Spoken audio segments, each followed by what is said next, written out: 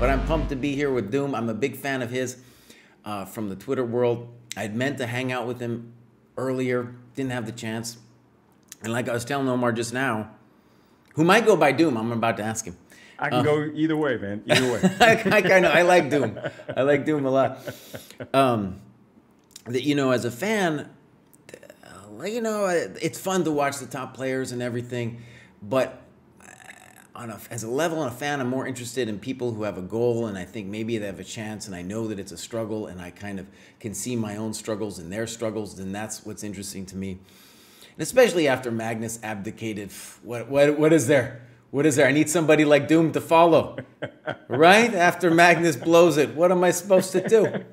Yeah, what a Magnus right here, buddy. I can't. It's hard to be your fan now, buddy. It's hard to be your fan. So all right. So as I understand, now Omar can correct me, but I think Omar has been busting it, streaming, trying to get above 1,000. By 1,000, I think we're roughly talking, you know, ChessCon, but we could also be talking about USCF or FIDE and stuff. USCF is the closest I got to 1,000 was I came in unrated my first tournament and played in the wrong section. I played a section up, thinking that 1,500 was comparable to what was online. You know, you just don't know any better. And I remember getting there, and some of the guys who were in that section were like, "This is your first tournament?" And I was like, "Yeah." And they were like, "And you chose 1,500?" And I said, "Well, in that, like Lead Chess kind of, or Chess Tom, they start you off. It's like that's the beginning rating." Right. And they were like, "No, it's very different here at an over-the-board tournament." And I found out the hard way, though. I did manage to surprisingly win one game, and that was what lost 4, won 1, and that one win is what propelled me to a slightly bloated provisional rating. I played 15 total games in over 3 tournaments, and am now sitting at about, I want to say like 844, so like right around 850. Okay. But the goal for USCF is to get to 1,000. I've got 10 more games before that rating is no longer provisional. So these next 10, I gotta get right. You know, I've gotta go in prepared. So, and I'm guessing you started fairly recently, right? 2 years ago. Nice. Okay. You know, I was a Queen's Gambit. You know, watch Beth Harmon beat everybody up, and you think, well, that looks easy. I bet if I train for 3 months, I'll be fine. Right. Grandmaster after 3 months of you know, dedicated training. It shouldn't take that long, right? Yeah, of course. Nice, dude. Yeah. And then I think it's cool because there's a lot of people that are in that range that I'm following on Twitter, some of whom I met just recently. I met this woman, Hannah. She's from like Richmond. She's like, I was like, oh, that's her. There's a woman here named Sam. She's also started like, so this kind of 2-year time frame. So there's a lot of people just on that drive, and to see how they go, it's really interesting for me as a fan. Yeah, I think there's a lot of us that got converted watching the Queen's Gambit, or a lot of people who had left it alone and got excited and decided to return. And I'm very curious to see where, you know, other folks, you know, as I'm, you know, starting to meet more people and get more vested, I'm wondering how many people are still around who watched Queen's Gambit 2 years ago and are hanging in there. And if they have similar experiences in terms of like an awakening of, oh, this is harder than I thought it was going to be. And getting comfortable with all of the different things discovering the things that you have to do just to, you know, I just recently on chess.com hit 1,200. And I looked it up, and 1,200, I think, is 300 points below average for a typical chess player. You know, for like like somebody that is just considered an average player. 1,500 is considered average. Now, I don't know how true that is anymore, given that we all have access to tools and different things. One of my coaches often says that 1,200 is the new 1,500, just based on the availability of tools and things that you can do.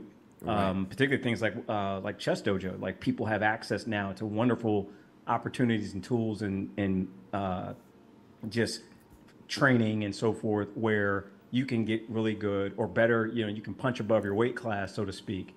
So I don't know if that's still accurate. When I Googled it, that's where they said you were. And I'm thinking, man, it took me 2 years just to be slightly below average.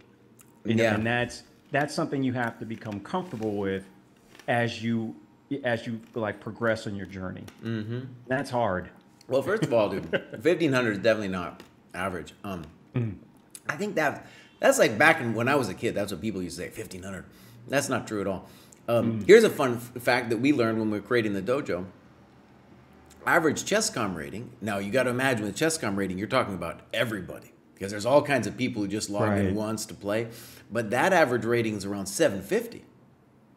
Right? And that's everybody. That's just everybody who happened to play once or twice or whatever. But still, that's an interesting number.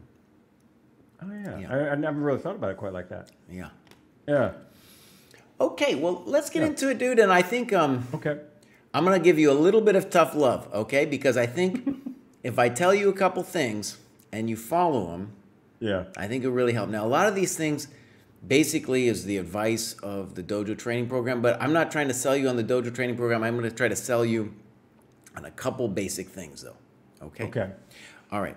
Now, first thing, let's get into this. By the way, if you're watching this, this is Doom's own notes. I do this anytime I do a lesson or anything. I want somebody to write out the notes. Doom's notes are great. And one thing we've discovered with the program is that we have people submit their games, and I think it's because they realize they might be public, right? They're elucidating their thoughts really clearly, like you're doing here. And it gives me a real insight into how you're thinking about the game here, too. Okay, so let's get into it. I want to say a couple things about this right away. One thing that we do at the dojo training program that no one follows, but I know it would help you, okay, is we say no openings at all until you hit 1,200 FIDE, which would be about 1,300 USCF. Wow. Now, people get freaked out by that because they love studying Yeah. openings. It feels empowering to study openings. But one of the things that I want to stress that goes on in your notes here is I can see it's making your life more complicated rather than making it easier. Yeah. Okay? So I know you're probably not going to follow this, okay? No, but I think it would be helpful if you just forget about openings until I'm you listen to you. All right, until you hit 1,200 FIDE, which is about 1,300 USCF. And so the reason is when we look at your notes, there's all kinds of stuff about Perk and London and all this stuff. Instead of just thinking about what are the opening principles and what does that mean to be playing with opening principles. And so what I will say is that to make 1,000, this is my experience as a coach as a long time, whether it was 20 years ago or now, it's because you're hanging pieces. That's why you're not above 1,000. So I like to call it Plato's cave, under 1,000, you know, because you're still mastering the material dimension of the game. Right. Now, there's other things about the game that you can appreciate while you're on your journey to 1,000. But what will get you out of the cave is not hanging stuff. All right. So that's my rant to get openings. Let's go into this game here. So, Bishop F4. Okay, and we get this whole thing about the London. Yep. Okay, fine. Okay, so I think your notes here are great about knight h5. Knight h5 is not yet correct. And let me just put it in my own words. Because the only reason to play knight h5 is if you are going to snag the bishop. If you do not snag the bishop, then the knight is misplaced on h5. Right. Okay.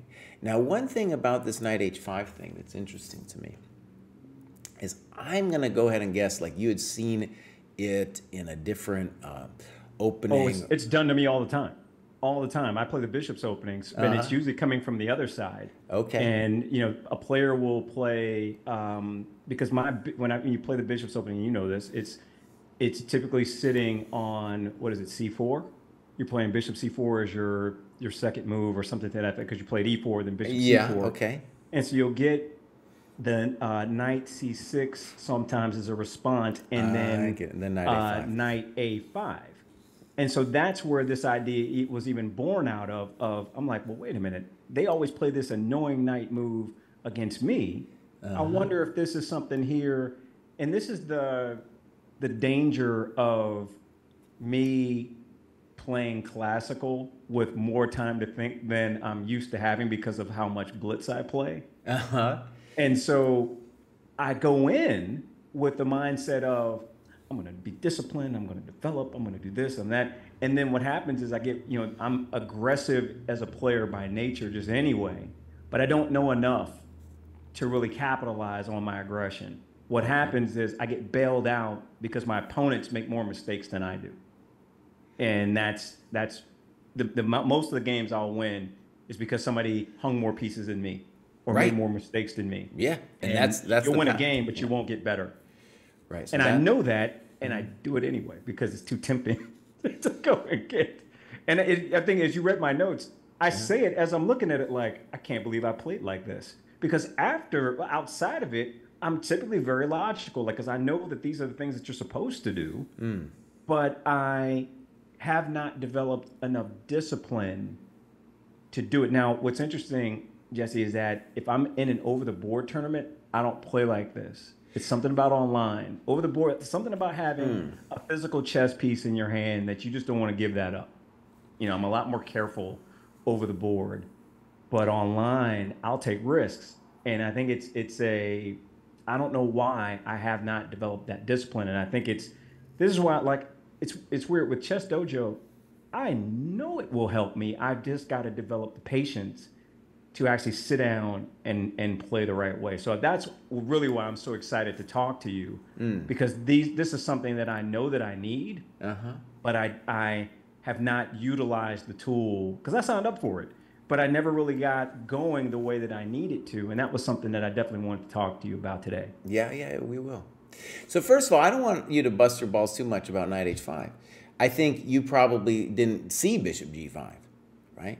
That's something anybody can miss, right? And frankly, like, let's say you had played bishop g7, knight f3. Now knight h5 will work because you can get the bishop, right? And you can get the bishop. Now, something I want to stress that's really interesting about you grabbing the bishop here is, with the development of computers, even the lower rated players are becoming bishop obsessed.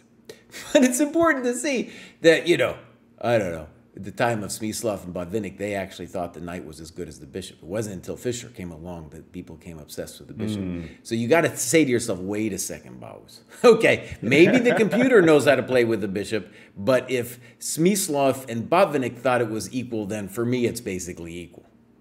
Okay? Fair enough. So one thing I want you to see is what goes down with this knight h5 is you are going to lose some time and you are going to gain an abstract advantage. Okay? Now, it's going to be a good abstract advantage, but it's not, it's going to be dangerous because you're going to be falling behind in time. And by time, I mean tempo, development. Yeah. All right? So let's get into it. And what would, if I was just going to ask you to play a good move here, what would be your first instinct? Develop the bishop. Yeah, bishop g7. Yeah, exactly. For sure, you wouldn't even think about it. Okay, here we go. So, knight d2, knight h5. He doesn't think about it, plays bishop g3. Snip. Okay, so now a dogmatic thing that I want you to see about, just the way I think about chess, okay, is that I want to say now dude is up 2 tempi on you. Okay, let's talk about it. So he's got 1 and 2. He's got the knight developed, and now his rook's developed. Right. Okay. Now, I still like your position here. I actually like it a lot. But you have to understand that the reason to think about it is like you could say, well, I have compensation for my lost time in the fact that my bishop is cool. Okay. And we're going to have to talk about this bishop. This is a hard thing to understand for even grandmasters, how to play this position. Because the thing to see is like your dark square control is so amazing that first of all, it's going to be very hard for him to mate you, even if you castle into it. Even if you castle into it, it's very hard to mate you because your bishop's so strong there. You control just so many squares. Very hard for him to actually get at you, right? And then the dream is clear. At some point, we want to open this guy up. He might not let us. He shouldn't let us. But that's our long-term goal, is to open that thing up. Okay? So this is an example of something honestly, it was a little bit highfalutin for where you are right now, but I'm just describing the dynamics. And what I really want you to sense is that you're down in time in this position. Okay. All right? Okay, so here we go. Knight d7. I don't think this is terrible, but if you were just to put a move on the board, what would it be? I would develop that bishop. Yeah, you play bishop g7. Yeah. Right. Okay, so knight d7, c3. Kind of a weird move, but let's think about it in terms of what I was talking about with the bishop. Why is c3, even if it's weird, let's just say, what's the right move for him? The dude should play knight f3. Even if c3 is a little bit weird, why is it not dumb? Because he is making sure, like, it now getting to that rook, which was the, opening that thing up, is that much harder. Good. What's interesting about this, and I know I'm getting ahead of it a little bit, yeah. but had he left things like this, I think that it long term, again, at this point, if you just look at the position, and you're the GM, so you correct me if I'm off, but me at my sub 1,000 brain, my amateur mind, looks at this and says, whatever advantage I had on the dark squares is basically addressed. He does not need, if he doesn't move a single pawn, I still have the light square bishop, but so does he. And so basically, I think either white has a slight advantage because of the development, in the lost time. I've got more work to do to get things set up, and there's no advantage because the pawns are so strong. It kind of negates what I wanted to do. I'd have to chip away at something, and who's to say what the position would look like as I attempted to do that. He's got a lot of work that he can do in order to solidify some things, get his king safe, and really make things difficult for me, particularly at my level, not really knowing what I'm doing. But even though you said you like the position, I don't know what I'm doing with it. It was starting out, was supposed to be a King's Indian defense, and now it's something that is slightly different. And part of me, my rationale for moving that knight to where my knight is, was to kind of try to get it to look like the King's Indian. I see, right. As much as I could, hence having to move that knight twice. I wanted to get him to f6, get developed. But what ends up happening is, as white moves, my whole plan changes, because I'm like, well, we've kind of just been winging it, and now he's done things that are going to force me to wing something else. And it becomes this thing where I'm just trying to keep him off balance to negate the fact that I gave away time. Okay. Now check us out. Yeah. This whole thing about bringing the knight to f6 because that looks like a King's Indian or something. Look, see how openings are. It's making your life more complicated. Yeah. We just want you to develop, boss. We don't want you to do anything else. We just want you to develop your pieces. Doesn't have to be that complicated, right? So clearly the next move here should be bishop g7. That's it. We don't know what he's going to do yet. We'll figure it out after he moves, but we're going to play bishop g7 first. So from a dogmatic standpoint, let's talk about it. Right. What's wrong with knight f6? It means, well, just on that, let me slow down. I've moved the knight twice. That's probably the one thing that, is that it? Is it that simple? So it's that simple. So in this position, white is up 2 tempi because he's got 2 pieces out and you don't. Okay? Right. And then he loses a tempo. Now he's only up 1. Now he's back to 2. Yep. Okay? All right, here we go. Boom, reasonable move. I don't know why he's not playing knight f3. No one knows. And now you played c5. All right. What move do you think I want you to play? Continue to develop that bishop. Yeah, bishop g7, boss. Yeah. If I would actually develop, I could be dangerous if I just develop my pieces. Right? That's right. You'd be really dangerous. Okay. Now I want to stress. So something I did in these videos, I did like using the ChessDojo training program to get to 800 to 900 to 1,000. And one of the things that comes after you get to 1,000, though you can start appreciating it now, is after 1,000, I would say really the journey from 1,000 to 2,200 is a journey of understanding time. By time, I mean tempo. And people don't appreciate, because they haven't been burned yet by someone stronger, how important time is. So here with c5, you're giving away time. Okay? It's not a terrible move, but you're giving away time. And clearly bishop g7 is correct. And one of the things about just following opening principles is in a position like this, you know the bishop g7 is right. Everything else is just confusing you. Everything else is just confusing. Now, I will say this. What's a deeper knowledge, and this is harder for people to appreciate, is that you can play bishop g7 in castles. And that takes a little bit of deeper understanding, because that requires you to understand that because your bishop on g7 is so powerful, it's unopposed, it controls the dark squares, he's not actually going to get at your king. But that is truly kind of next level, because of course if you've got a rook looking at your h-pawn, anybody's going to be scared. Right? Okay. Now, one thing that I really encourage you to do with these notes, by the way, these notes are great, especially because you're practicing articulating your thoughts, right? So whether you're 800, 1,000, a GM, this is the practice. You're getting better at articulating your thoughts. I would suggest, though, that you put question marks and exclams. So if we feel that C5 is a mistake, we should put it, right? Okay, and F3 is definitely a mistake. We should put a question mark there, right? All right. What are let's name 2 reasons why F3 is a terrible move. Maybe 3. We can name 3, but we can start with 2. All right, so I cheated a little bit on this in that I've looked at the eval.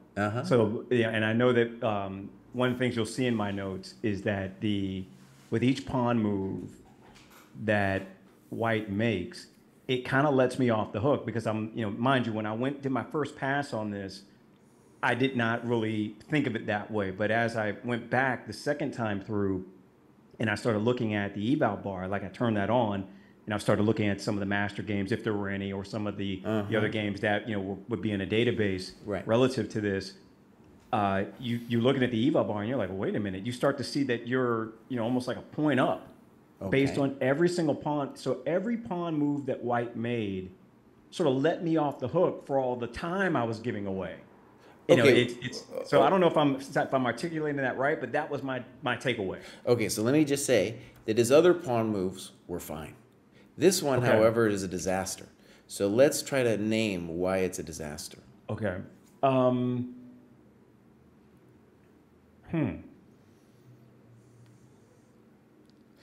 Well, you already know what my central dogma is, so what is the first obvious reason why F3 is a disaster? You know what? Neither knight can go to that square now. Okay. That wasn't even on my list of 3 because this is so bad. But that's number 4 why this move is terrible. That's number 4, that's right. Okay, what else? What else we got? I wouldn't say... the queen's not blocked in, but now she can't go there either. Okay, that's number 5. That wasn't on my list, but that's true. That's number 5. Let's see. He was guarding E3. Okay, good. And he also just weakened the dark squares again. So they were weak to begin with, and now they're even weaker. Okay, time out. Look, his dark squares are fine in this position. Oh, okay. Oh, wait. Okay, so yeah, because they're fine there. Yes. And let me just say, right, one of the beautiful things that white can tell himself here is that in this position, all his pawns are in dark squares, and what's cool about that is he lost his dark square bishop. So the pawns are controlling the dark squares, and he's got that bishop, which has great scope and can control the light squares. A metaphor I like is you can think of those dark square pawns as the brick, and the bishop there on D3 is the mortar. Everything's held together. I didn't even think about that. Yeah, as I'm looking at this position now, white is fine. And now we play F3. We continue the bricks and mortar analogy. Oh no, buddy, what have you done? Oh, because as I'm thinking about it, and I think I played this, if I'm not mistaken. I took on. I think I played C takes D4. You played C takes D4. Yeah, because you're destroying that foundation, and that move really allows it. Okay, Omar, look. So check it out. The first reason, though, reason we should say F3 is wrong. Okay, and maybe your subconscious was already saying, but it's really important to say it out loud. It's a loss of time. It's a loss of time. Okay, always important because these chumps, they're going to give you time every single game. Every single game, they're going to give you time. All right, so you got to be like, well, thank you very much. Thank you very much for the time. So then that's the most important thing as a takeaway. But then on a deeper level, your bishop should say, oh, later on, I'm going to start getting in there on those dark squares. Yeah. Whether it's this diagonal or this diagonal, I'm coming. Thank you very much, right? And I don't even have, I'm a pretty good chess psychologist somewhere, but I don't even have an idea of what he's doing. I don't know. Usually I'm like, oh, even if it's a bad move, I'll be like, I know what he's doing. I have no idea what this guy's doing. Okay, now you took, and you don't have to take. You don't have to, but this is fine. Weird, right? Yeah. Weird, because now knight e2 will cut your knight off and then threaten g4. Right? So Omar, what was the right move here? I should have developed that bishop 100 times. There you go. Thank you very much. Knight h5. Okay, so look, what I want to stress is you're making the same mistake this guy's doing. He's not appreciating, you're not appreciating time. Okay? And knight e2 would be a simple move, which then negates your knight on h5. Okay, so he invites you in for an adventure. You go in. Thank you very much. And now maybe this was a mistake in how you were thinking about it, or maybe this is the computer eval bar. By the way, I think the eval bar is hurting you. Now, I think it's because it's not helping you develop your own thoughts. So, for example, queen b6, and then you say clear advantage for white. I mean, maybe that's what the computer says or something. I have no idea. The computer hated this move. Let's talk about it, actually, why. And my hint is going to be it actually has everything to do with time. Okay. But let's just say his move was not correct. b3. Let's name the two reasons, Omar. What are the two reasons that b3 isn't correct? And then we'll talk about why queen b6 isn't correct. Okay, so, well, one, you've been giving me the hint, the time, so he's giving time back. That's the most important. And what's number two? Right. Well, now, if I ever develop, and I think I said this in my notes, if I ever actually develop that bishop, which has not been an issue for him so far, but if I ever do it, well, now it's just that much easier to eventually win that rook. Right. So it's what's good. What we can say is that it's softened the dark squares. Softened the dark squares. Okay. Yeah. Right. Now this is a little highfalutin, but I'm just going to put this out there that when you have the unopposed bishop, if you start getting an initiative on those dark squares, you're essentially up a piece on those dark squares. Okay. The most important thing, though, is to acknowledge that's a loss of time. All right. Now here's the thing. The way the computer, I can see it like shifts the eval. And the thing with the computer is it at least, like it's really good to do this without the computer, put it at your own thoughts. And then if you want to check with the computer after you've done your own thoughts, that's fine. But here it's important to just think about, like, there is a concrete reason why queen b6 is not correct. So let's try to find it. What should have white done in response to queen b6? I don't hate rook b1. Oh, I do. That's not a developing move. Rook. Okay.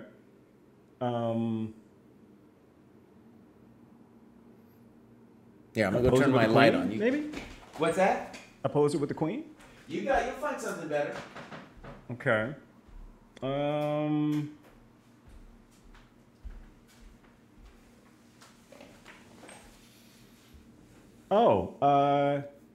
Knight c4. Knight c4, very good. Yeah. And what's weird is the dude later plays knight c4, so it's like, well, boss, you could have done it now. And it's important to see, like, well, this knight, by the way, it's on a little bit of an adventure. And it's unclear if it's going to be a good piece or a bad piece. And this gives him time first to repel your queen. And then he can kick your knight, and then he's probably doing fine. Okay? So, b3. Now, we're just going to laugh at you a little bit here, because it's like something about bishop g7. There was something about that move, boss. You were just like, nope, I'm determined. I'm never going to do it. Yeah. It's like, no. At this point, now I'm committed. Now I can't play it. Right? Yeah. All right. So he does it this way. And now you play a very ambitious move, e5.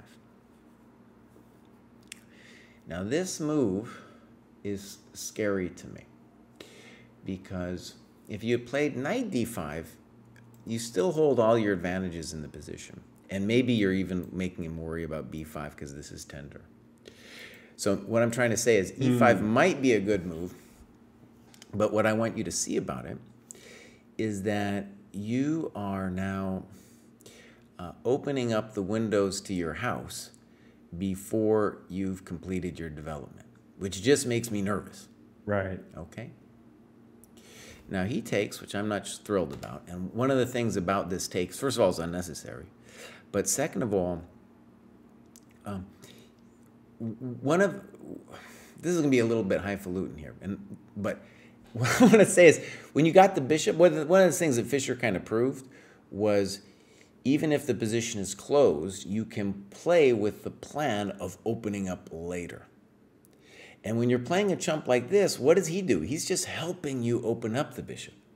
What is he doing? Every single move, he's helping you open the bishop. He made this move, he made this move, he made this move. All these moves are softening his dark square. So your bishop is just dreaming now about becoming a master, you know?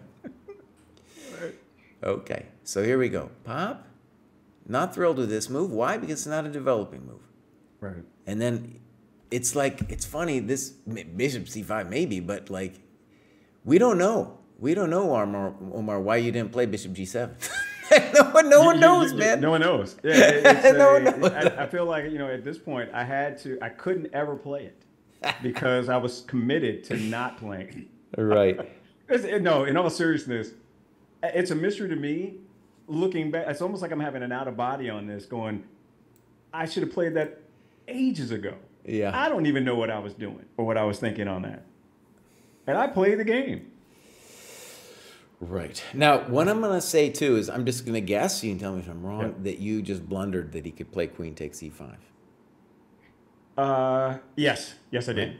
Okay. So this is the part of the game I want you to just focus on and say, look, when it comes to you making 1,000, all this crud I'm saying about the bishop and the schmip up and all this other crud, it's all meaningless in contrast to you blundering queen takes e5. Does that make sense? Like 100%. So yeah. Right, like all that other stuff, it just doesn't matter because this is where the games get decided. And the same thing I would say to him. He's, if he's going to blunder this later. So, like at this level, where it truly gets decided, is the bishop c5 mistakes of the world, right? Yep. It's not the openings, not any of this other stuff. All right, here we go. Bishop c5, pop, he finds it. And now the knight's kind of annoying. Yeah. Now, one thing that's kind of interesting about this position is, I would say if this was a GM level game, I would say, well, what's fascinating now is we can argue that you still nevertheless have compensation because your bishops aren't nice, right? Do you have compensation? That's another interesting question. Right. But I think that's kind of like the interesting thing about, for me, this position. So, as an example of fast development, this would be interesting. Now, I haven't analyzed it. I just want to point it out as something fascinating, where if we imagine knight f7, rook check, well, maybe we've got enough compensation. Maybe we don't. I'm not entirely sure. But it's just a little bit of an unpleasant situation for him. You know what, Omar? I take it all back. I shouldn't be showing you that stuff. No, I shouldn't be showing you that. I like that. Whatever that is. I'm not even sure it worked. So, but look at this. What I want you to see now is, when you think about it from his perspective, this guy needs to be developing. Okay? And he doesn't. He plays a move like b4. Doesn't help his position at all. And so what you're going to see with this guy, and a lot of them like him, is they don't understand what time is. And so in this position, instead of thinking about fixing his pieces, he's just like, well, I'll make a threat, right?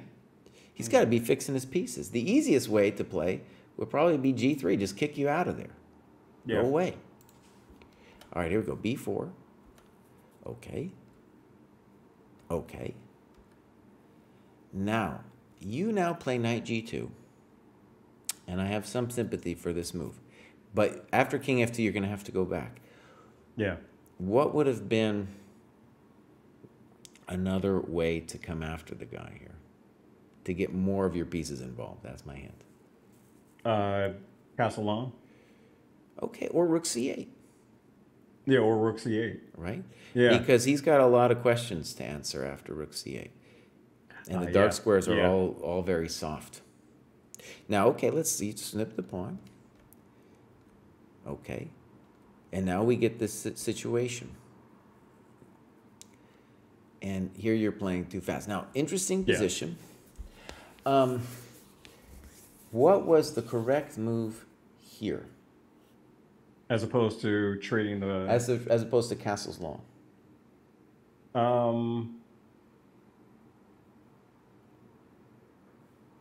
Once again, rook c8. Rook c8, yeah. Yeah. Rook c8. Okay. Castles. And now I thought this was an interesting position because what's going to happen is your pieces are going to end up becoming much more active. And now, it's a little bit highfalutin, okay? But a cool lesson from this game is something you can carry forward, you know, when you go past 1,000, which is, this is a bishops of opposite color position. And one of the things that we've been talking about forever is your dark square bishop, which now you have, right? And this very simple truth that if you get an initiative on the dark squares, that you are going to be really on fire on the dark squares. Because he doesn't have a piece. You'll be up a piece on those squares. Right. Right? So he grabs a pawn like a chump, and then you play a great move, man. Boom, I love that move. Because now your rook is going to get activated. And there's no stopping it going to d2. And the rook on h3 is for the moment just a bystander. Right? Yeah.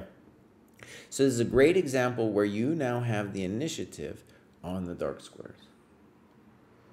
Check. That didn't help him. Okay. And king b8, I don't know if you thought about it, but it was kind of interesting where normally I would say king c7, but there might have been some variations where you're trying to avoid rook h7 check. He plays like a chump, and then bam! Now, let's just talk about this. This is kind of interesting for me, too. There's an interesting question for me is the guy lost here? He blunders with king e1, but is he lost anyway? Oh, wow. I'm going to say he is. Really? Even at +1?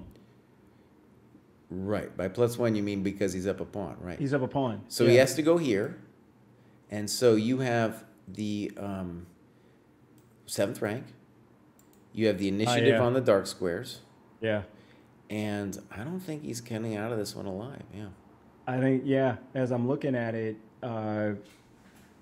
rook e8. Good, rook e8, yeah. Yeah, forces, well, gives me basically the rooks on the 7, or on the 2nd in this case. And then he would have two choices, right? He would be rook e1 and bishop c4. Yeah. On bishop c4, I think we tell ourselves that that's too powerful. I'm going to win. I'm going to start winning more things. Well, more things are going to hang. Right? And then the attack is going to continue. The attack is definitely going to continue. And then if he plays rook e1, then he has to worry about that, which I think is very unpleasant as well. Now, maybe he can try surviving this thing with a weird move like rook e4. Maybe. But it's not so pleasant for a peasant. That's all I know.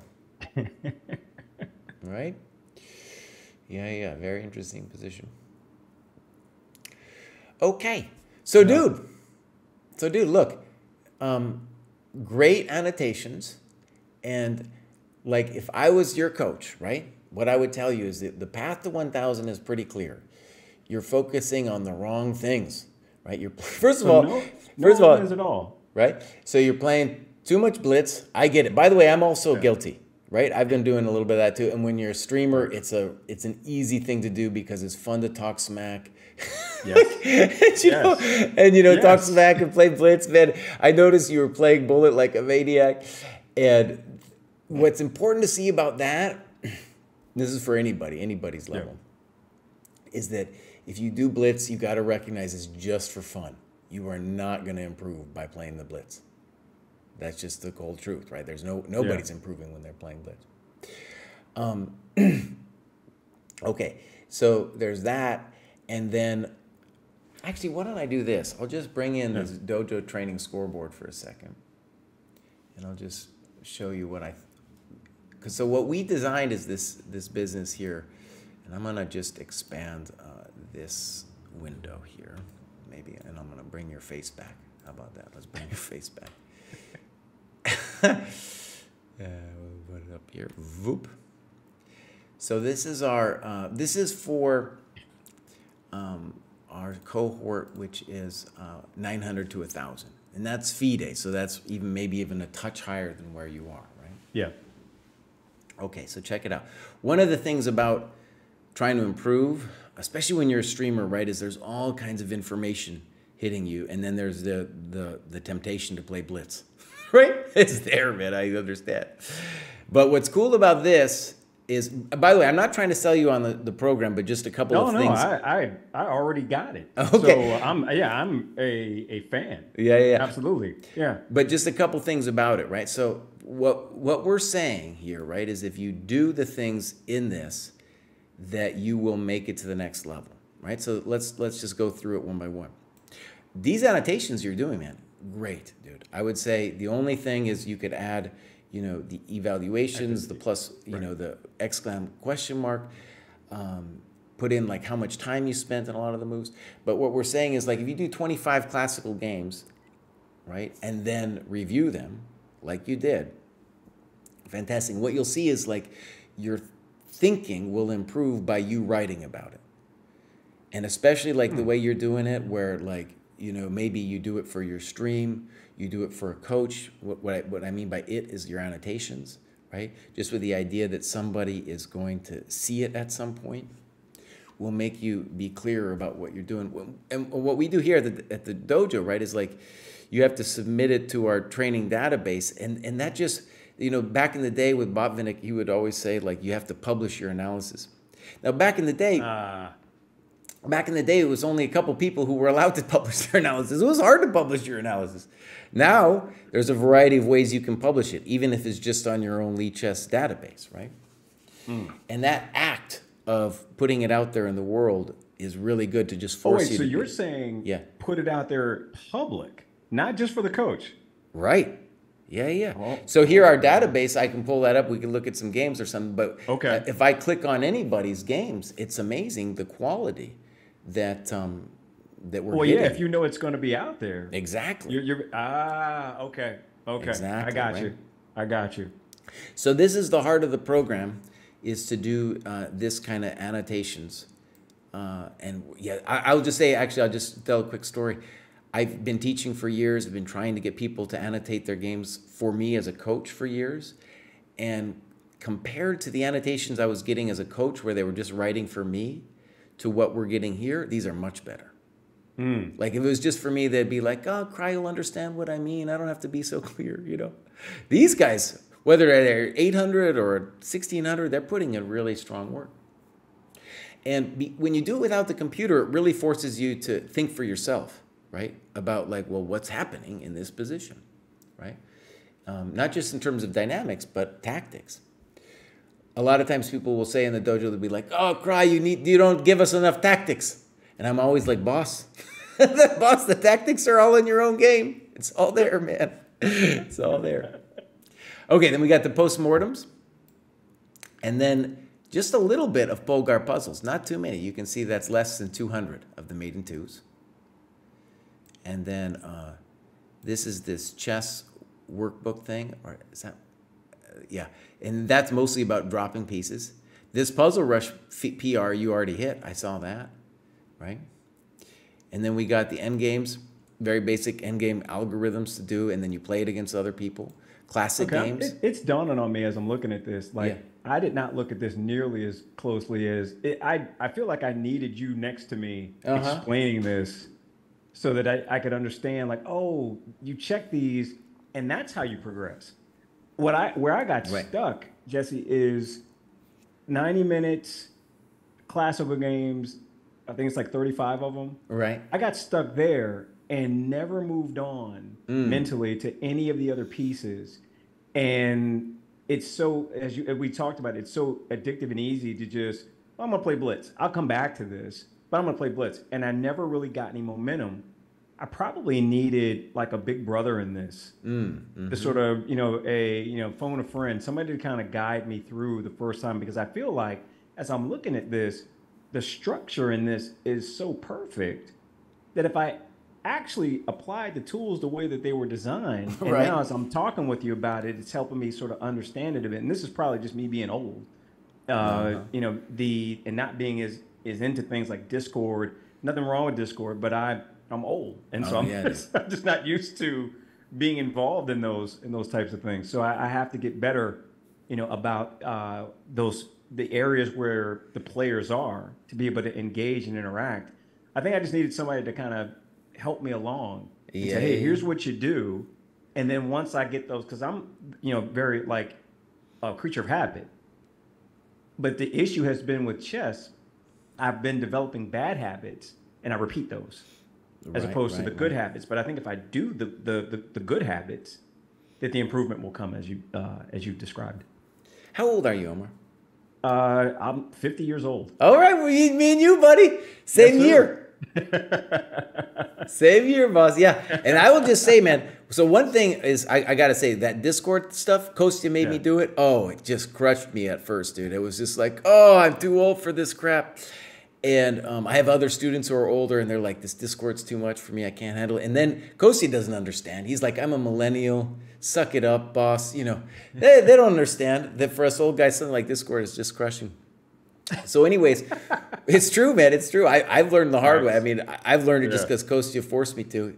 And but the cool thing is that we've got now this dojo scheduler. So I think soon, basically now, really, you don't have to be fully conversant with the Discord, because we got the scheduling app in there, and basically, like, you could schedule your sparring sessions. Like here, for example, we got end game sparring positions. There's a middle game sparring position, and then hopefully you'll organize games within the dojo for training games, right? Because then with those training games, you can do a post-mortem, you can analyze the game together. Also, these classic games, to do it within your cohort, like to get on a call and then talk about what you saw happening in the classic games. Perfect, and all that stuff. Before we had the scheduling app, which was really kind of a technical feat, we were organizing the dojo, and then old guys like me, we couldn't deal with it, dude. It was too hard. I'm serious. I told you, it was just too hard. A lot of my older friends were just like, boss, I can't do it, man. I'm out. It's too much. I'm never gonna do Discord, And Kostya's like, what? It's so easy, Anyways.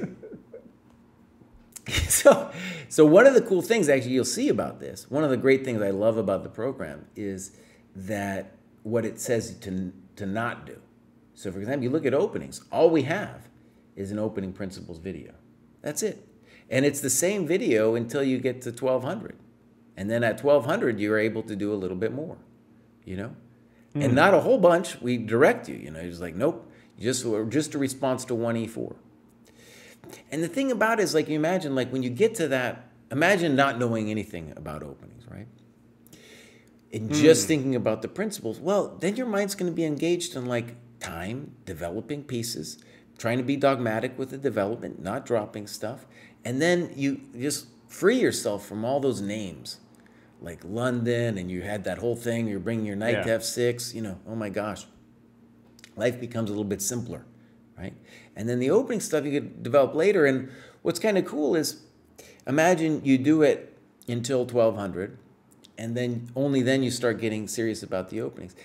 You'll have played enough games by that point and analyzed enough that you'll then have a sense of your style, right? And then you can pick out openings or ask somebody to help you out to pick an opening that kind of fits your style. You'll already be making moves by habit in certain positions, right?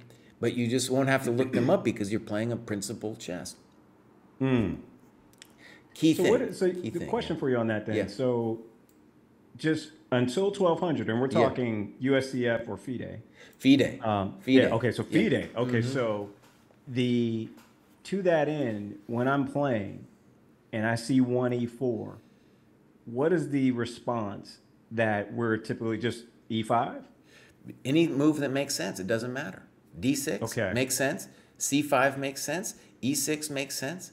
Knight f6 is weird, but it makes sense. G6 makes sense. All these moves make sense. They all follow the principles, right? Doesn't matter. It honestly doesn't matter.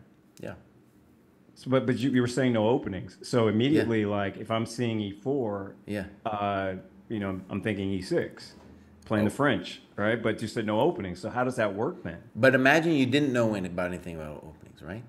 E6 is a principled move because it fights for the center and helps get your pieces out. That's it. I got you. D6, same thing, right? And at this level, they're not going to play theory against you unless there's some freak, And even if they do, it's not necessarily, doesn't help them. As long as you get your pieces out and follow the principles, right? Don't hang stuff.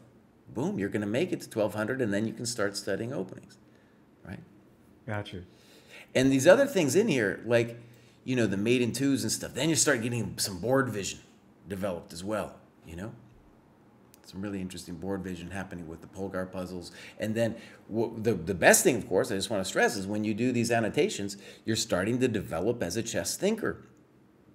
Right? Wait a minute, did the number come down? Is it only 25 now to move forward?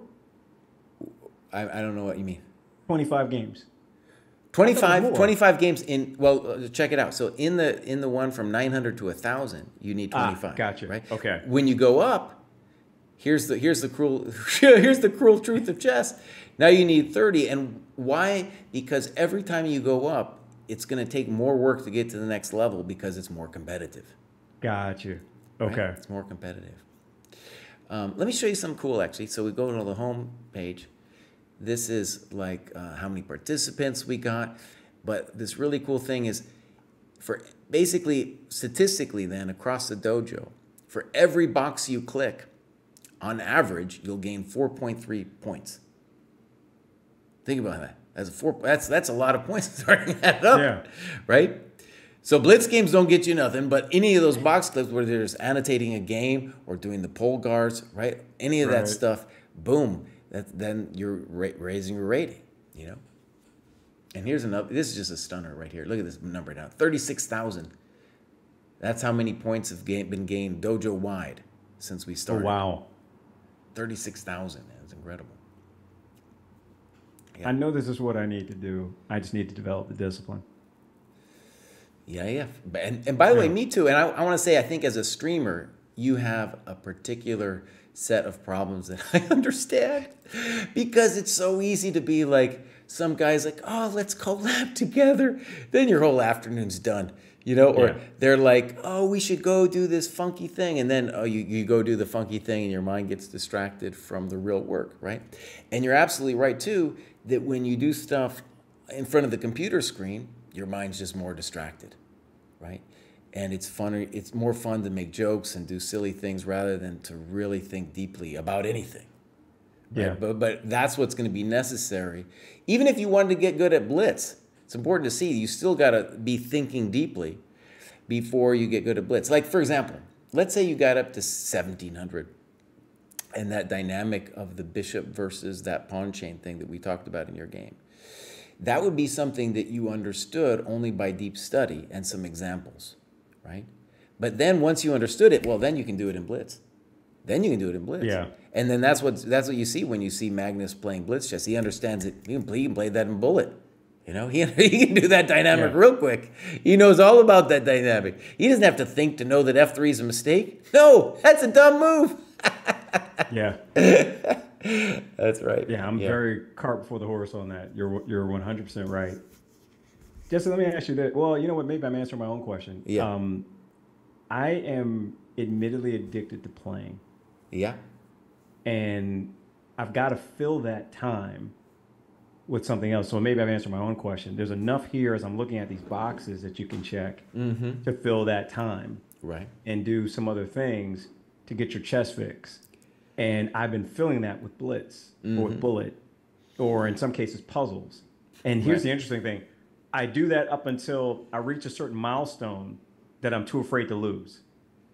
So I'll avoid rapid if I hit a certain, number, in ELO because Yeah. I don't want to lose it because I just got Yeah, it. yeah, yeah. And so it's like, all right, well, let me go play Blitz because I don't Yeah. care about that rating. It's low. Right. And then, just through volume or playing people who are going to make more mistakes than me, Right. that goes up.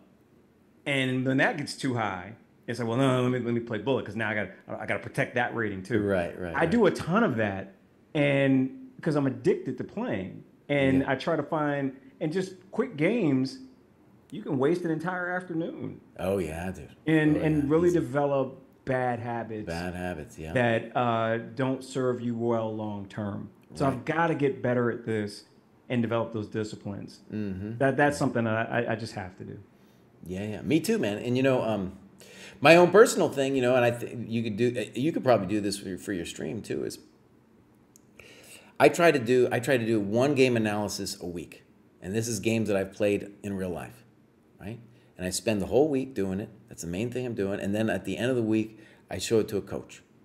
That way there's like a deadline. There's like a deadline, And this time, Right. now I'm working with, I've done a couple different coaches. It's kind of cool. I'm sure you could organize this too. Where I'm working with GM Alex Yermolinsky, and I show it to him, and he makes fun of me, and that's fine, But we do that every Friday. And so that just gives me a rhythm of being like, all right, this is the work, right? This is the main thing that I got to do. All the other stuff is interesting, but this is the main thing I got to do. And then, boom, there's a deadline to it. Because I'll get depressed, man. I'll get depressed. It's because it's hard. It's exhausting, too, to do the real work, man. It's like, boom, you're going to need some juice in your mind to do it, to do it deeply. And what's cool for your level, too, is, you got other people willing to help you. I'll do this again with you at some point. But you got all these other coaches willing to help you. But even if you got someone rated 1700 and had them look at your games, that would be beneficial to them. Right? I got you. Yeah. So you see, one of the things in the program we have is this plus equal minus thing. So like if somebody's around 1500, 1600, and they're forced to be clear in their own words about the mistakes that they see in your game, that will help them.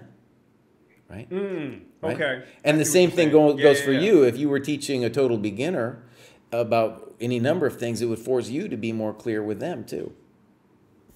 Right? So that's just kind of this other principle, the dojo we got with the plus equal minus, where, the main thing, of course, is your cohort, that you're going to spar against them, talk with them, right? And you don't have, there's no issue of authority, right? But then, like, let's say you're listening to me or somebody rated higher, there's a kind of interesting thing where you're going to listen maybe a little bit longer, Whereas you're talking to somebody you think is your equal, you're going to be like, shut up, dude. Let me tell you what's going on, right? You're not going to give them any respect. Like a little bit of, just open your ears a little bit more, about what they're saying.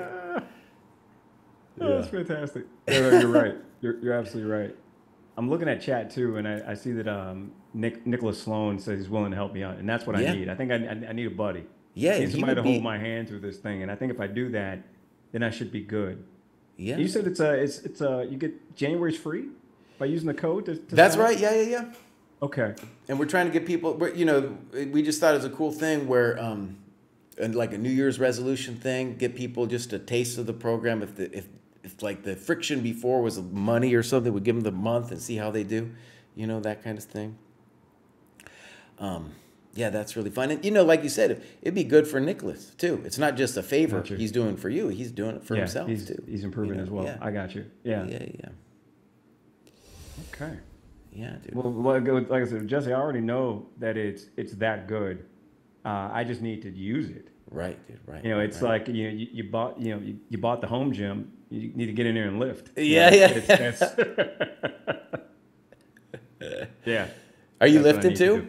You look like you're lifting. Man. Here's the funny thing. I develop habits very easily. It takes nothing for me. It's a couple times in a row, and but the danger of that is I develop bad habits too. And so I have to be very careful about the things I repeat because it just becomes my default setting, which is why I know, like, again, what'll happen is, you heard me say earlier, I paid for the program, but the barriers to entry for me were just age and having to be guided through what the rhythm is. But once I develop, I know me, and I know once I develop the right habits, this will be all I want to do. Because Right, right, right. especially as I see, I mean, you just simplified my life. You were like, don't worry about openings. Right, right, right. Well, that's easier Yeah, than, it's easier, yeah. yeah. I'm like, oh well, man, that okay. I like that. And then it's a lot of the things that I was liking to do anyway. I just have to fill that space that I've been addicted to, or the habit. I have to change those habits, and Right, it's an right, right. addiction to playing, mainly because I haven't figured out anything else to do that is as easy or as accessible. It's harder to go in and figure this out without some help at my age Right. than it is to just fire up the next blitz game. Mm-hmm. And Mm-hmm. that's the, because you get the, especially if you win and you get hot for about 10 minutes, that's that's an addiction. Yeah, for Because sure, you're man. Yeah. constantly chasing that next high and that endorphin rush of that next win that really is a loss long term, Mm-hmm. because it creates things like we just watched in the game that we just looked at. How come you haven't played Bishop G7, Omar? Because in all the blitz games I play, I see this move, and I'm Uh-huh. going to Right. try it now. Yeah, yeah, And yeah. essentially, I think this game we looked at, it was a 30-minute game, but it lasted maybe 11 minutes. Right, So right. essentially, it was like a slightly higher rapid. Yeah, yeah, yeah. It's like a 10 plus 0, it's an 11 plus 0 is what it Yeah, ended up being. yeah. And, someone just randomly, I can't remember who it was, but somebody went and looked at this game because I posted a GIF of it. Uh-huh. And they pinged me in direct messages on Twitter. Yeah. And they said, first thing I noticed, man, is that you're playing way too fast. And I'm laughing to myself as I'm like, they're not wrong. Yeah, But that's a byproduct of playing so much blitz and bullet. You think you see it and you don't, or you just try it, or the mindset is, well, I'm going to be fine because then I'll just play another game. As opposed to, if to your point, if you are having to play a game that you know is going to be publicly distributed for people to review and criticize, Right, right. you're going to play a little slower That's right. because Yeah. you're going to have to explain why you didn't develop Bishop G7. Mm-hmm. To a lot more people, than, even, I don't even want my coaches to know that, but they're going to be kinder than the general chess community, would be, depending on the coach, but I think you're going to play a little bit smarter if you know that game is going to be available to the public. For sure, man. And I tell you, when we first started the dojo, I got so much heat, man. People were like, why do I have to play these long games, man? What are you doing to me, Kraai? You're killing me. And then part of it is just imagine, like, if you want to look at your own games afterwards and you want to do some deep analysis, well, you wanted to at least been thinking when you were playing the game. Right. So that was an interesting thing. Mostly that heat's gone off me. But, one thing that we have done, though, is the people under 1,000, we do allow, I think, the 30-minute games. And then as you progress, once you get to 1,600, we're like, no, it's got to be 90-30. Got to be 90-30, right? So we do allow, because at this level where you're at, you do need to play a lot. And the main thing, right, to get out of Plato's cave is to stop dropping the pieces, right? And then, by going the game review, everything, you'll stop doing it. And yeah, you'll get there for sure, man, if you just stay on target. One thing that helped me inspire the program, was before it happened, before we did it, I had this friend who was a running buddy of mine, and he hired himself a coach, and at first that seemed really dumb to me. I was like, you hired yourself a coach, dude? Like, you can get a running plan online. It's a lot less complicated than this, right? A lot less complicated to learn how to run like this. And then he started doing really well. And then it hit me. I was like, right, because he's accountable to this lady who he's like, this is what I did, Yeah. this is what I didn't do. Right? Because, if you're just by yourself, you'll end up doing something stupid and be like, no, you do what I tell you to do, right? Here's the structure and here's the accountability. And boom, there it was. And I was like, right. Regardless of whether it's chess or lifting or whatever it is, you need some kind of structure and then something to be accountable to, And that's true for me too, whether it's chess or, whatever it is. You're 100% right. The thing is, and I think I wrote this in my notes too on the annotation, is like, I know better. I just have to do better. Yeah. Yeah. This was very, very helpful, Jesse. I needed this, and I knew I needed it. So when you reached out, I was like, yeah, I got to do this because this is what's going to push me over the hump to actually pursue it with some earnest. Nice, dude. Nice. With some intent. So Yeah, I have to go and look. I have to check my account because I know I signed up and I think I've got a little bit of time left. But I'm gonna. Are we able to just re-up Yeah, for yeah. the year? Okay, I'm gonna just do that because that'll force me to do it. Yeah, dude, let's do this again. I would say like you probably play some in real life games, take some good notes, and then at some point, you know, we'll do this again. I would We'll love do it to. again. Yeah, I yeah. would Okay. absolutely love to. Yeah. No, thank you so much. Just again, it's a when you call, man, it's like, you know, the guru says come to the mountaintop, man. So I gotta do it. It's All right, man. it is definitely been an honor for me. I've been wanting to ever since watching your first video. Like I watched the initial videos on Chess Dojo, and I'm like, he could sell me anything just on his voice alone. So just the soothing way in which you talk. So I just appreciate you giving me the gift of your time. It means a lot because I know that if I do these things, I know I'm going to get better. It's just developing the discipline. That's the piece that's missing. So I know if I get this, I'm going to see a vast improvement. And that's my goal for 2023. Nice, dude. It's just to get better and to follow the processes that lead to getting better, as opposed to repeating the same thing I've been doing and not really getting better, but just getting lucky. Right. I've been getting lucky, not necessarily better. Well, like I said at the beginning, man, like I'm your fan. I want to see it all. I want to see Mr. 900 turn into Mr. 1000. You know? Yes, sir. All right. Okay, cool. We'll leave it there. I think Kostya's going to come on. He's going to do some opening stuff or something here. And yeah, dude, it's fun.